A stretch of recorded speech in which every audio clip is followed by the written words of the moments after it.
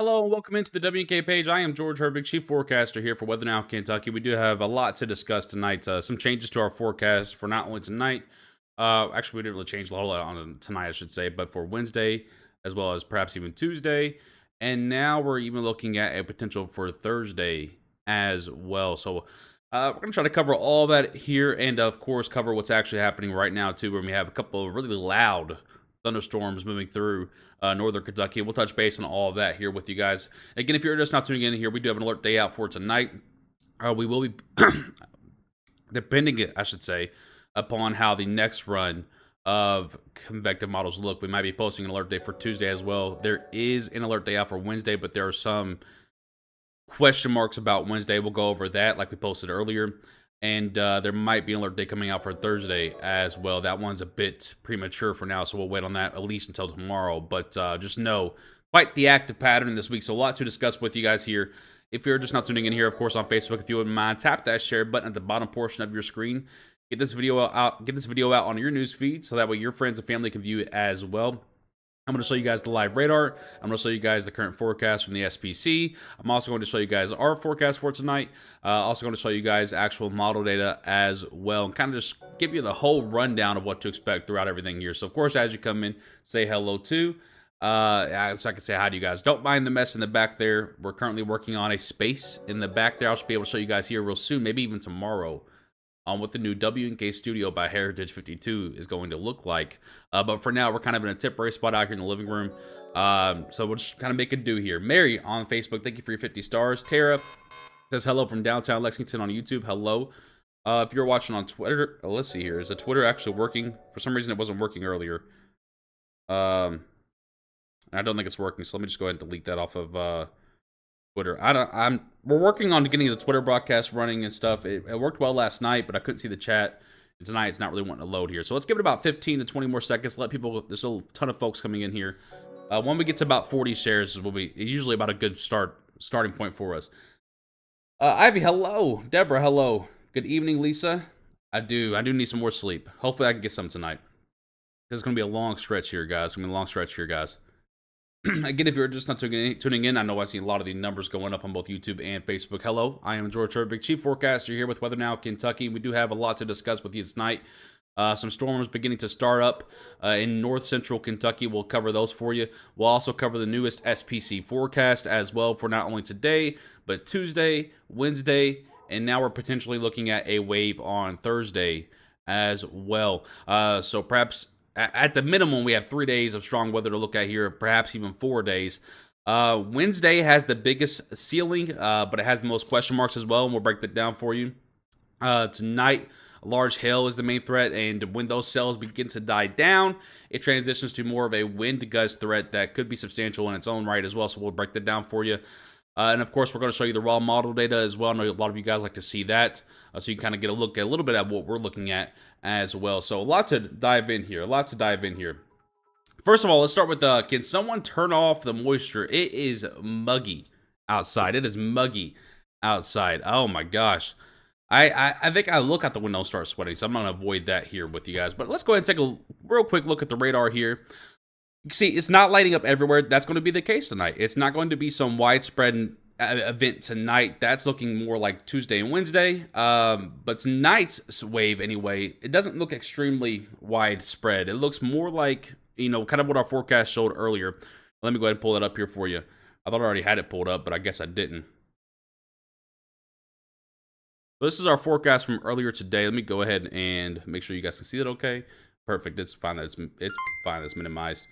Steven with 120 stars. Thank you so much, my man. Hope everything's going good with the baby out there.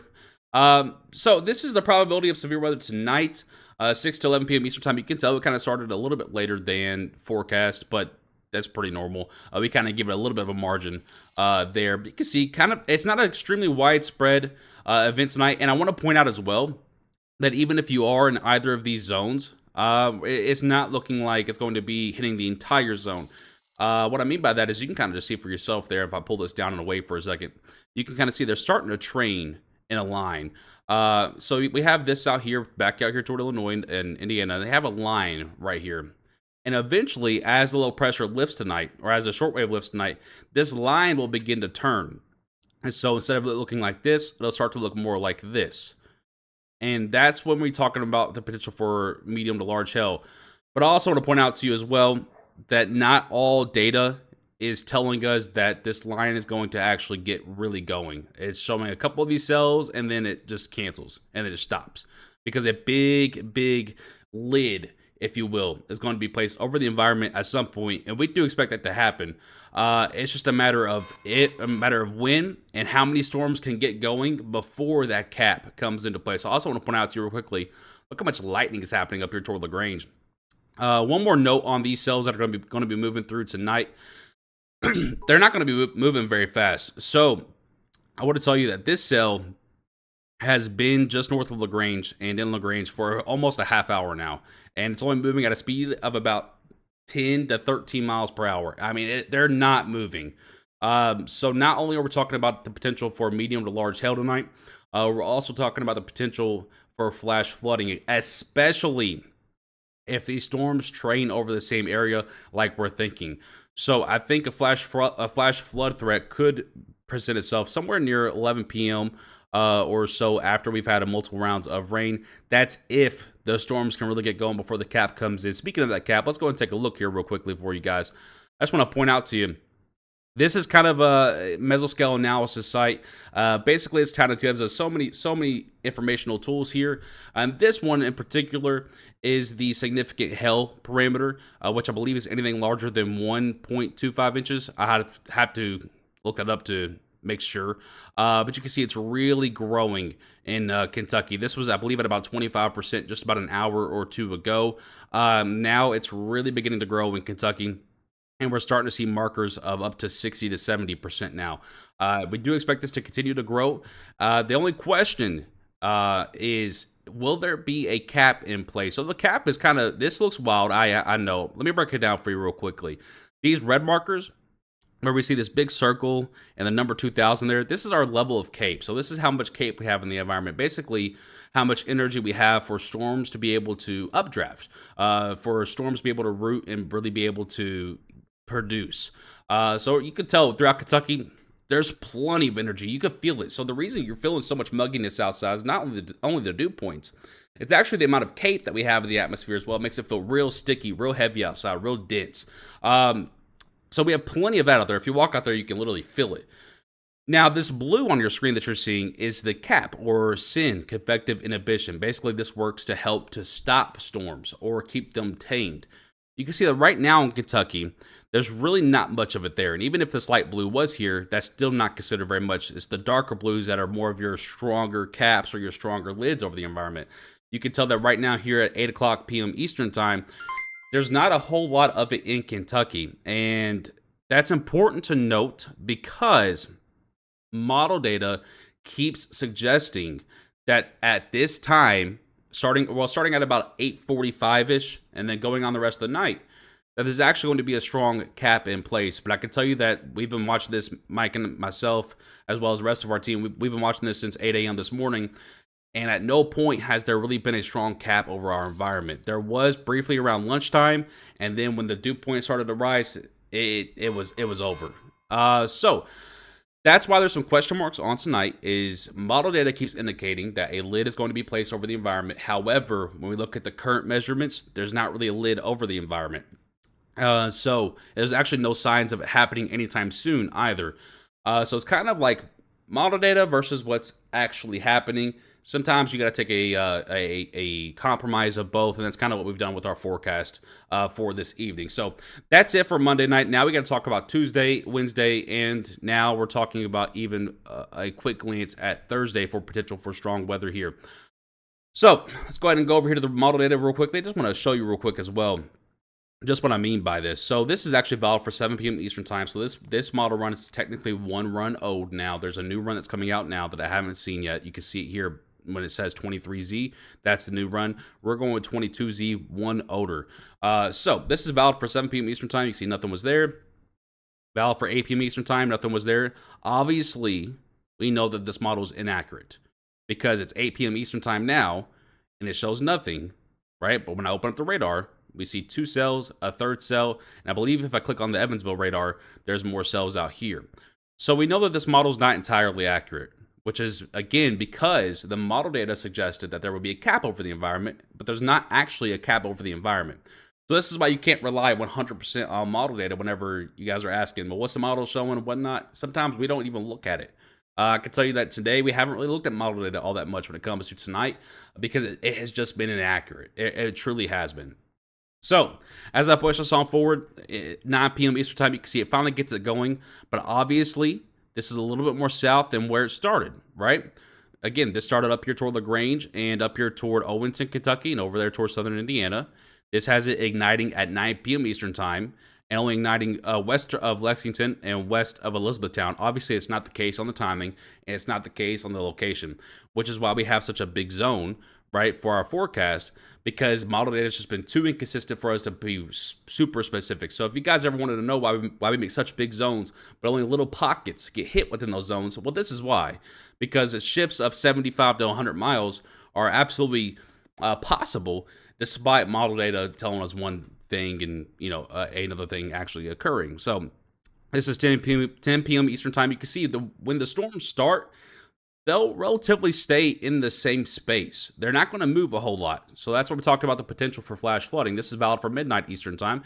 Now they begin to taper off. We're getting out of the peak heating. We're starting to run into the nighttime where it's a little bit more calm, right? And things just begin to taper off, and they're out of here. Now it's just casual rain showers through Tuesday morning.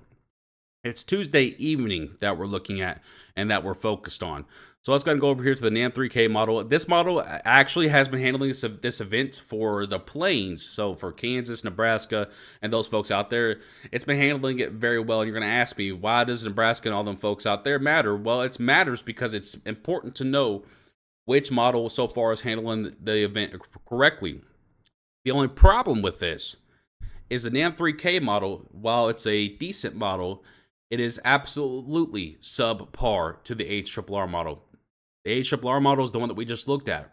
It's also the model that's inaccurate so far. So that's been the big problem. That's why we made that post earlier around 4:45 p.m. Eastern Time when we talked about, hey, we have all these things here that we've ironed out and that we've written down. We've done our math and we've gotten all these things here. However, the model that's usually inaccurate is now accurate. The model that's usually accurate is now inaccurate. So we got some really varying informations going on here. So let's go ahead and push this on through here. And you can see that this model itself, while it's handling the plains very well, you can see for us here in Kentucky, it's not handling it well. This is valid for 8 p.m. Eastern Time, right? We know when we look at the radar, this is just not accurate. We see two cells right here in northern Kentucky, a cell in southern Indiana, and that batch out there toward western Indiana and Illinois. It sees the batch out there toward western Indiana and Illinois, but it sees nothing here. So we know that this model right now is not accurate. So what we're doing and what we've done for the last 2 or 3 hours is live cast or nowcast the event. Basically, we've stopped looking at model data for tonight specifically, and we've started just doing our own analysis. We do that every time anyway, but usually we mix in a little bit of model data as well to kind of keep us in margin. But for tonight, we've just completely scrapped it because it's just not there. So anyway, let's push this on over to Tuesday. Let's get on to that before we start rambling too much here. So Tuesday morning, a few rain showers may push through here. Nothing too crazy. Again, morning showers always going to happen before the day of an event. If you're going to ask me if these rain showers can wipe out the energy for Tuesday night, the answer is absolutely not. When you're dealing with energy that's coming out of the Mexican area and Gulf of Mexico, morning rain showers aren't going to touch it. They're just not. Unless it's hours and hours and hours of rainfall that lasts into the early afternoon. But that does not look to be the case here, as you can tell from this model. It has it out of here by 11 a.m. And on the hardest part of it, it still looks like just regular rain showers. Doesn't look like anything super heavy. Doesn't look like anything tropical.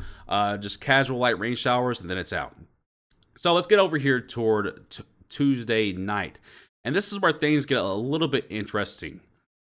Because Western Kentucky is going to have a ton of energy to work with. This model, however, though, doesn't really spark storms for Western Kentucky. You can tell here at Wednesday, 3 a.m. Eastern Time. A couple of rain showers going on, and then they're out of here, and then we're on to Wednesday's system.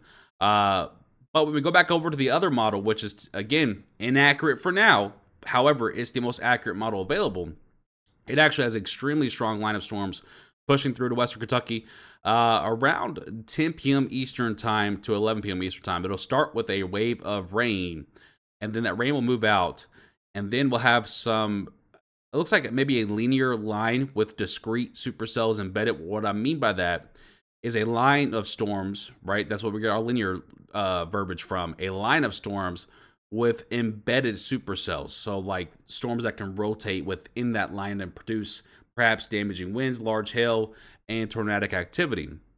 Now, the only thing that gives me pause for this is the last time that we saw an event like this was last Tuesday, or April 2nd, okay? Now, I don't think this will be like April 2nd, because we look at this and we see the big wave of rain in front of it. How will this rain affect the actual main front here, which is actually all the way back here? It's a little bit different when you're talking about rain showers that come in the morning, and then you have 7 to 8 hours of just clear coverage, and then you have another line of storms. It's another thing when you talk about a line of rain pushing through at, let's say, 5 to 7 p.m., and then you get about a 30-minute break, and then you're on to the actual QLCS, or quasi-linear convective system. That's a whole different thing. We don't have the 7 to 8 hours of breakage there. We only have 30 minutes, maybe an hour, and in some cases, there won't be a break at all. So, while this model is indicating perhaps some tornadic activity, or I wouldn't say tornadic activity, some rotating activity for Western Kentucky, I have serious questions on if it's actually accurate, because the rain showers that are in front of it might hinder that ability. Oh, and to add to that, the other model that we just looked at doesn't see any of this. So that's kind of the problem we're running into, is there's a ton of energy on each and every one of these days. Monday, Tuesday, Wednesday, Thursday, okay? The problems are timing on Thursday. The problem for Wednesday is the location of the low pressure. It's way too far north. I'll tell you that right now, and I'll show you that here in a second as well. The problem is for Tuesday is that our two best higher range models don't agree in the slightest. Also, the one that does show a severe risk, this one right here, has some doubts within itself because it shows a wave of rain before it. For tonight, the problem is model data doesn't indicate really any storms occurring, but when we open up the radar, we can see there's two cells and perhaps a third now getting going up there toward Dry Ridge. And we don't know the western extent of this because model data is just not accurate at all.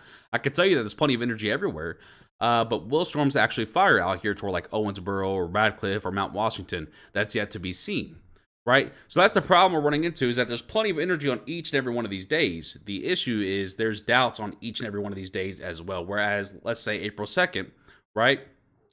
Let's talk about that day, or April 3rd, I should say. Where we had all that severe activity and we had those 20 tornadoes, right? There wasn't those discrepancies. It was a surefire image. We forecasted the surefire image, and it was I think it was 92% accurate. This one is a lot different. There's a lot more discrepancies. No models are really agreeing with each other. The only thing that they're agreeing about is for Wednesday. So let's go ahead and take a look at that, because Wednesday is kind of the high ceiling day that everyone's been talking about, including us. So what I want to do is take a look at Wednesday real quickly. And I'm actually going to pull this out to the national view because I want to show you something real quickly. Now, this is going to look absolutely nuts here. This is a surface map. All right. Now, this is valid for Wednesday. I can tell you that at this time on Wednesday, back a couple of days ago on the long range models, it was an extremely severe line of storms pushing through Kentucky.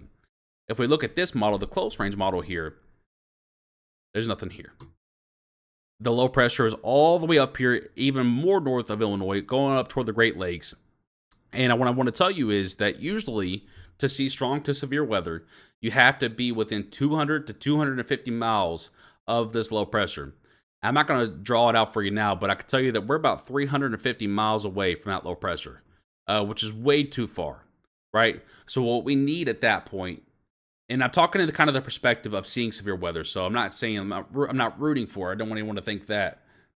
But I'm just kind of talking the perspective of severe weather here. And what I want to point out here is that if you want to see severe weather, or to get severe weather, we're going to have to get a short wave to come through. A short wave is basically a kink, like a pocket of energy within the jet stream above our heads. All right, several thousands of feet up.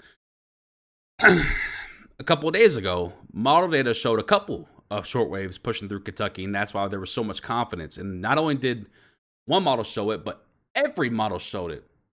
Now, what I want to tell you is that every model is now showing almost nothing in Kentucky on Wednesday. And so I'm pushing this on through here. This is that Tuesday night to Wednesday morning storm system that we talked about, that line that we just talked about a couple minutes ago. It creates a rain shower event and moves out. And then we're talking about Wednesday afternoon. And Wednesday afternoon is, there's a ton of storm fuel available. And there's almost no cap over the environment. So we're extremely vulnerable on Wednesday afternoon and evening, which is why alert states have already gone out for us and for a lot of other broadcast medias, because Kentucky is extremely vulnerable on Wednesday. I don't want to scare you by saying that. I just want to prepare you. The good side of that is that as of now, and this can easily go back the other way. Remember, we talked about this a couple of days ago. Model data was showing it to be an extremely strong line of storms. Right now, it's showing nothing, okay? And maybe a couple of cells in northeastern Kentucky, like let's say toward Mount Olivet, maybe just Lexington or north of it. A couple of small cells up there that don't really get a chance to root. Right now, model data is showing nothing. So this is the ARRR model for Wednesday afternoon. You can see not a whole lot going on in Kentucky, and the actual front itself is all the way up here. So even if something was to ignite after this on this model, right, it would be out here to the right in eastern Kentucky. It would be nothing back here. Let's go ahead and pull up the NAM3K model here, which is another good short-range model to look at. Let's go to Wednesday afternoon. Nothing, right? Nothing. And that's because there are no real kinks in the vortex above our heads. Whereas a couple of days ago, models indicated every single one of them. I'm not kidding you. Every single model indicated a couple of short waves pushing through Kentucky to bring strong to severe storms. Now those models show nothing. Right? That's just the name of the game there. But again, nothing on this model. If I go to this model over here, the FV3, which is basically a higher resolution of the GFS model, and it's going to show you that same system. Here we go to Wednesday afternoon. It does see a little bit of activity Wednesday morning, as well as the other models. And here we go to Wednesday afternoon now. And you can see it does show a few cells get going, but nothing's really rooting. And it's fascinating to me because they should have absolutely zero issue rooting. So what I gathered from this, and it's kind of what I put in the post earlier, what I gather from this, from today's model runs, one of two things is happening, right? One of two things is happening. Solution A. What is happening is the reflectivity is not, which is what we're looking at. This is referred to as reflectivity, is not portraying what the actual model is telling us, which is exactly what we're seeing tonight, by the way. So again, when we pulled up the other models earlier, right, it showed nothing up here in north central Kentucky, and we're actually seeing 3 strong cells, 2 of which were severe briefly, right? So either A, this map isn't accurate. The model itself is accurate, because when I click on the sounding here, now this is going to look wild to you, so I don't want anyone to freak out here. Let's actually go to let's go to this one right here. 18Z. Okay. Let's stop it right there. Okay. Now, when we go to look at this, now don't pay attention to this right here on the right side. Don't worry about that. That's just automatically generated. But just look over here, and we see that CAPE is at 2,700. Helicity, which is another measurement for storms. I'm not going to bore you with what it means. But that's over 150. Shear, which is wind energy, is above 20. Now, those aren't super impressive numbers, but they're enough numbers for storms to be able to produce strong to severe weather. So, either solution A is happening, where the model itself is accurate, but the image that's being portrayed isn't accurate. Or solution 2, the models are inaccurate, right? And nothing is going to happen on Wednesday. Or solution 3 is occurring, and that is that it's delaying the front. And what I mean by that is actually going into Thursday now. So one thing we noticed while we were briefly glancing over everything, and we kind of stopped at Wednesday when we were doing our analysis this morning and this afternoon, but right before I hit the go live, we noticed something on the North American model, which, by the way, if you're curious, is handling the Midwest event that we're seeing right now out here to the Midwest. I can go ahead and pull this up and show you. You can see over here to the Midwest, they have several tornado watches up and a couple of severe thunderstorm watches up as well. That's what's going on over there, right? It's handling that the best out of any model so far. So we're going to take this with a little bit of a higher confidence, but we're still going to be really cautious. So, delaying the front. So on Thursday, that shortwave that we talked about, that models showed for several days, and that's why we saw the NWS on day 6, which means I believe last Saturday, right? Yeah, Saturday or Sunday. That's why they put a risk out for Kentucky, is because every model was showing severe weather for Wednesday in Kentucky. Okay? It's now kind of shifting more toward Thursday, that shortwave that we talked about. And that's what this model is going to display to you right here. So this is actually valid for Thursday afternoon and evening. And you can see that low pressure. It just popped up real briefly there. It's a much closer to Kentucky. Remember that other low pressure we looked at for Wednesday? That was all the way up at the Great Lakes? Well, now this one's a lot closer. We are within 250 miles of this low pressure. In fact, we're within 150 miles of this low pressure. So as it pushes on forward here, you can see it does bring a line of storms to Kentucky. It's not anything super, super dense, but it is a line of storms in Kentucky. And when we click on the sounding here and we kind of look at the energy that's available for it, you can see there is energy available for it as well. Now, it's not as much energy as there would be on Wednesday because this is a part of a cold front. And behind it, you can see the cold isobarbs beginning to push in back there. It still does pose a threat as well. So, all in all, what all that mumbo jumbo means is basically storms are possible anywhere between now and the next 96 hours, and it's just a matter of if they pop up. Truly, and that is the most accurate analysis that I can give you out of everything that we've talked about over the last, how long have we been live here? 27, 28 minutes. I just want you to take away that there's plenty of energy available for storms. It's just a matter of if storms are going to get going and take advantage of that energy. Timing is going to be really important. The placement of that low pressure on Wednesday morning and afternoon is going to be important for the storms possible on Wednesday evening. I can tell you that right now that tonight there is a moderate to large hail threat out for central Kentucky. Actually, I can go ahead and pull it up for you real quickly. One thing I forgot to show you was the actual SPC forecast. This is what I forgot to say. I knew there was something I was forgetting out of all that mumbo jumbo. So this is the SPC forecast for today. I want to show you real quickly. It does have a level 2 out of 5 risk, pretty much from the same places that we had our forecast as well. They kind of extended theirs a little bit more southwest, but you're kind of splitting hairs at this point. And it does have 0 tornado odds, which we agree with as well. And then it does have a 15 to 29% risk of severe winds, which I believe is greater than 54 miles per hour. And it does have a hatched area for the potential for significant hail, which is greater than 2 inches in diameter. And that does put that basically from the parkways to the north, including southern Indiana, from Lexington to, let's say, Dry Ridge, back over toward Louisville, and going back toward Owensboro and Henderson, Kentucky, and then up toward southern Indiana for the potential for large hail. So it does have that for Monday. This is for their Tuesday forecast. It does have a 2 out of 5 risk just on the far edges of western Kentucky, like we talked about as well. A 1 out of 5 risk for a good chunk of west central, western, west central, east central, and northeastern Kentucky, and then drops off after that.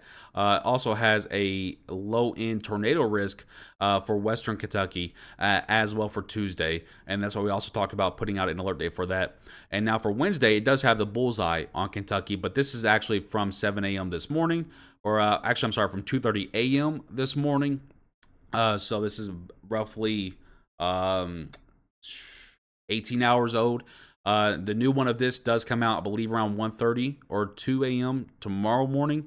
And I do expect that this slight risk will probably be shoved north quite a bit because, again, what we talked about here is that model data is just not igniting that line of storms for Wednesday for Kentucky. However, this does remain the most vulnerable day. So if models do shift back south with that ignition of the storm line, we'll have to look out for that, for the potential for perhaps large hail, once again, damaging winds, and perhaps a 5 to 10% tornado risk if the line ignites on Wednesday.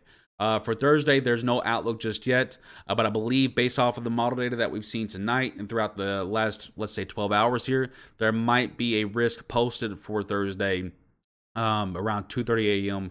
Central Time tomorrow morning from the SBC. So that's their overall forecast. You can see that at least on the next 3 days, some portion of Kentucky is included in their level 2 out of 5 risk or higher. And again, I do think that Thursday might be added to that as well if models keep continuing to show that idea for Thursday. So overall, just absolutely loaded.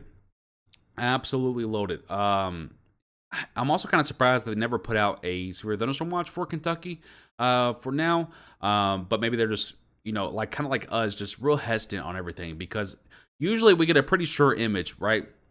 Whenever we're within 24 hours, even up to 48 hours, even sometimes up to 60 hours, but there's just nothing sure about the next 3 days. Each day is pretty vulnerable, but it's just a matter of if storms can get going, guys. Yeah, truly, which I know is not the answer you're looking for. You're looking for a sure forecast. And anyone that's worth a damn is not going to tell you that anything is sure right now, because it's just all up in the air. It really is. I can tell you that there's a massive pool of energy out there, just if storms are going to take advantage of it. Right now, before we do exit this live broadcast, I want to tell you that there is a severe thunderstorm warning up here for LaGrange. Again, probably for large hail, if I had to guess. I was going to pull up our other radar here, take a little bit of a look real quickly for you guys.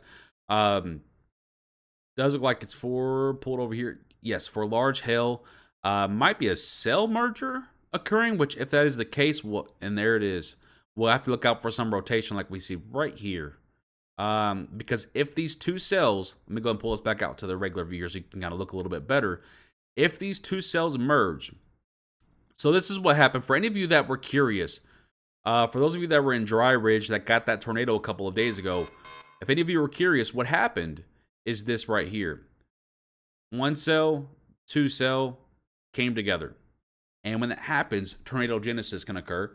And that's where you get those real deep pockets of rotation. And it actually ended up producing an EF1 tornado, even with dew points below 50 and temperatures below 60 a couple days ago up there in north central Kentucky. So quite a rare event for Kentucky. But we'll keep an eye on these two cells here, because, again, we'll actually stay on board here with you. I want to watch this for the next few minutes. So I'll take some of your questions. But we're going to keep an eye on these two cells just to make sure they don't come together and cause any chaos. We're going to keep an eye on that with you guys here. We go pull up the other radar. It looks a little bit more pretty, a little bit easier for you guys to see. There we go.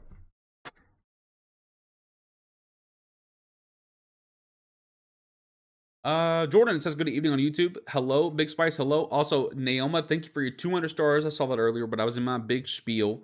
Thank you for your 200 stars. I appreciate that. Thank you to everyone that's hit the like button and the share button on Facebook. I appreciate you. On YouTube, I see all the thumbs ups coming across and all the new subscribers. Thank you so much over there as well.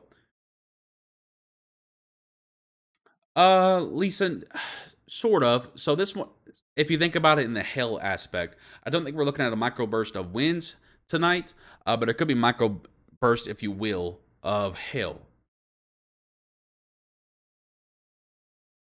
On track to hit Frankfurt. I mean, this one could.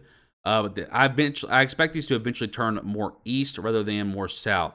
So eventually we'll look at that. So I'm not going to get into too much, guys, onto the specifics of what each city can expect tonight, because you just heard me talk about for the last 30 minutes how there's so many indiscrepancies. I can't go into each specific city on who's going to expect to see what, because there's just way too many variables. Brittany, you are in the 15% risk for significant hail according to the Storm Prediction Center, but it's all a matter of if those storms actually ignite. Jackson, I don't think there's any real severe risk in Pikeville tonight. Brooke, I don't think there's any severe risk out in southeastern Kentucky tonight as well. Now in Pikeville, I will actually take that back a little bit. There is a risk of hail out there. I just have real doubts on whether that line's going to be able to be real active by the time it gets to you. Just keep that in mind. I got you, Chris. I'm going to take a look at this cell again. Just keep a close eye on it. Cassie, I appreciate you. Summer, we're just going to avoid going into specific towns tonight because, again, there's way too many discrepancies on data. And to go into specific towns and try to give you an answer would be irresponsible right now, because it just wouldn't be all that accurate. Yeah, I do want to point that out. Heather made a good point. With the amount of cape that we have available tonight, guys, there is going to be some really loud thunder. Really loud thunder. If you do get under one of these cells or even near one of them, you'll hear some loud thunder and some bright lightning because of the amount of heat energy, I guess, for lack of a better term, available. So much cape tonight. All right, we're getting into guys, once again, I'm not going to get into specific towns and counties tonight because, once again, there's way too many discrepancies, way too many variables on model data to be able to be real specific about things. All I can tell you is to point you toward the forecast because, honestly, it really matches ours as well. This is the hell forecast for tonight, and that's kind of all we're focused on because there's way too many discrepancies for Tuesday, Wednesday, and looking on forward. The main health threat tonight is basically from the Bluegrass Parkways and Western Kentucky Parkways to points north, going up toward the Ohio River and into southern Indiana. So again, we're going to avoid getting into real specific zip codes tonight like I usually do, just because, once again, the finer details are really obscured because there's so many variables that are just not answered on model data yet. So I don't want to give you a false answer and you expect the wrong thing heading into, Tuesday or Wednesday or even Thursday. So take a real quick peek back in here at this. Is it ever going to update? It's 3 minutes old. Let's open that again.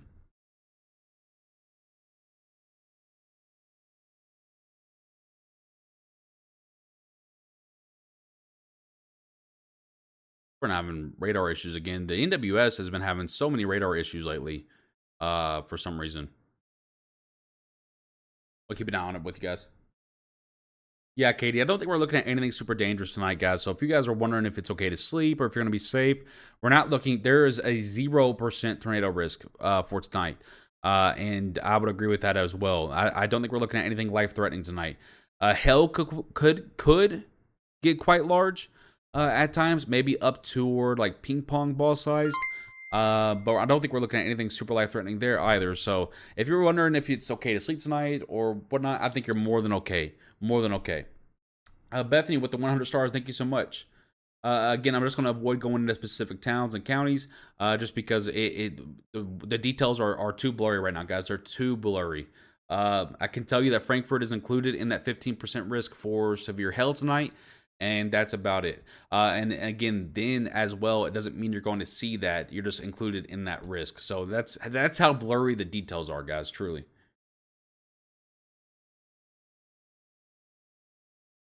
A 30% risk for tornadoes. There's nothing. There's definitely not a 30% risk for tornadic activity on Wednesday.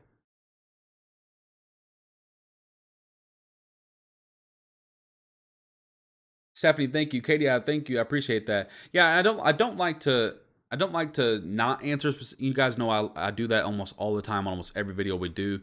But when I tell you guys that the details are blurry, I truly mean it. The details are blurry. We know what a very general outlook is for all of Kentucky, but we don't know what when we're talking about real specifics. They're really blurry. I promise you guys. Thank you, Ashley. I appreciate that. Bethany, thank you so much. Sorry, I couldn't really answer you more specifically there, but I hope you guys understand that I'm doing it because for the sake of accuracy. I don't want you guys to have one expectation and then 12 hours later it's different, but you forget to check back in and now you don't have the accurate expectation of what to expect. I just found your cast. I'm in Louisville. Katie, thank you for tuning in on YouTube. Will you be on tomorrow? I'm sure I will be. I'm sure I will be. Amber, thank you so much. I appreciate you. Is this ever going to update? What is going on here? Yeah, I'm probably a little bit cranky tonight too. It's been as you guys can imagine, it's been a long day. I've been at this desk since like 7:30 this morning, and this radar is not updating, and it's really beginning to tick me off. The National Weather Service has had so many issues lately with their radar sites. I'm not quite sure why. This one is updating, so I'm thinking that it might just be a radar scope thing. Let's go ahead and close it out one more time. And then let's open it up. And it must just be a radar scope thing. Oh, the reflectivity updated, but not the winds.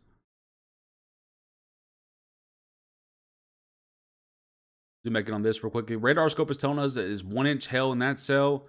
and 0.75-inch hail in the cell to the left. It does look like they're merging, but I can't tell if it's rotating yet because this hasn't updated yet, so that's lovely. We'll wait for that to update. Yeah, the lightning is going to be really vivid tonight. Really vivid tonight. Gail, I appreciate that. Thank you so much. Thank you, Brianna. Appreciate you.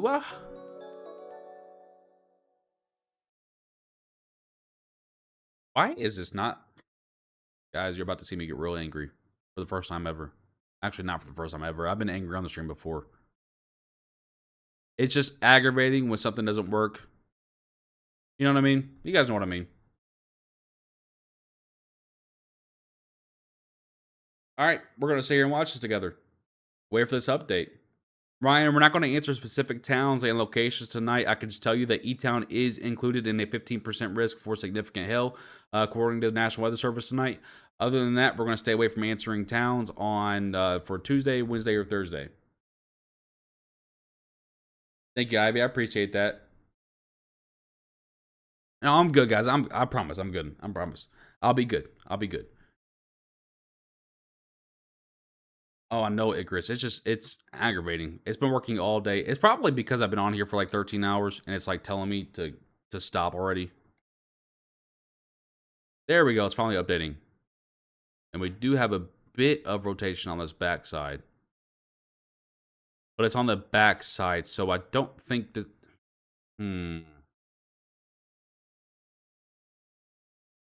Let's take a look at this. Where is my... There it is.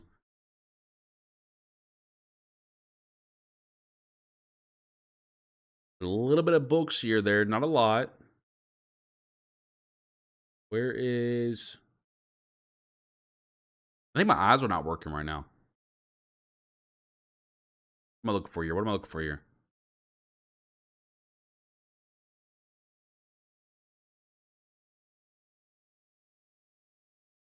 Oh my gosh, there it is. Oh my gosh. My eyes. Yeah, we do see a little bit of rotation on the backside, so we're going to stay here with you guys just in case this thing gets a little bit hairy. Now, again, the tornado odds are quite low tonight. However, when we see two cells come together like this, so if you look in your top left portion of your screen, let me go ahead and actually just go ahead and pull this back out. So these two cells that we're looking at are one cell now, right? We have this one cell now. These were two separate cells before, and now they've come together and they made one cell. When that happens, you get tornado genesis to occur, and that can cause a tornado to occur, obviously, hence the name tornado genesis. So we're going to keep an eye on this with you guys here, because I want to make sure this doesn't get anything too hairy. I'm also going to post this on to, well, let me see if Mike can do it.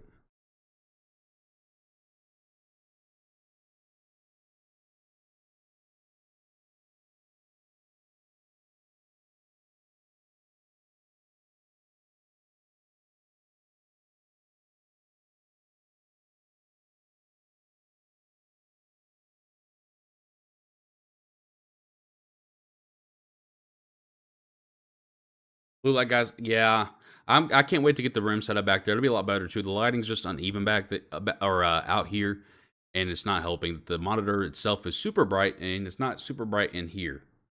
So once we get back there to the actual room, it'll be a little bit better.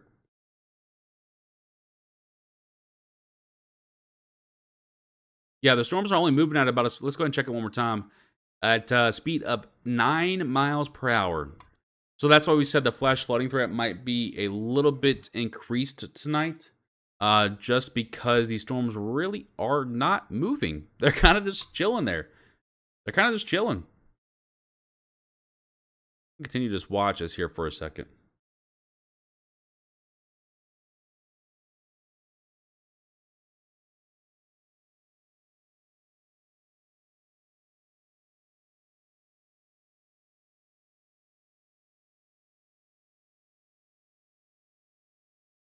JT, we're going to refrain from answering about specific locations and towns tonight because, again, the finer details are just too obscured. I could just say pay attention to the page for updates. We're going to update you guys as frequently as we can, and you guys know that. At least just from now until about 11 p.m., maybe even midnight Eastern time. We do have another severe warning up here. I just want to touch base with it real quickly. I didn't see anything super...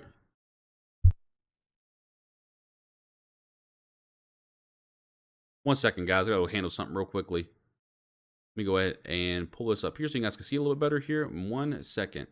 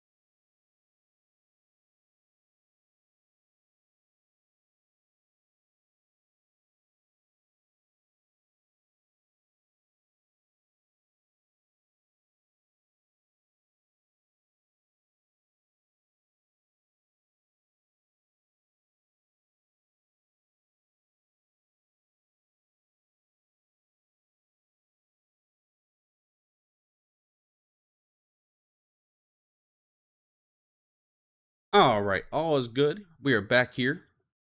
Go ahead and take a look here.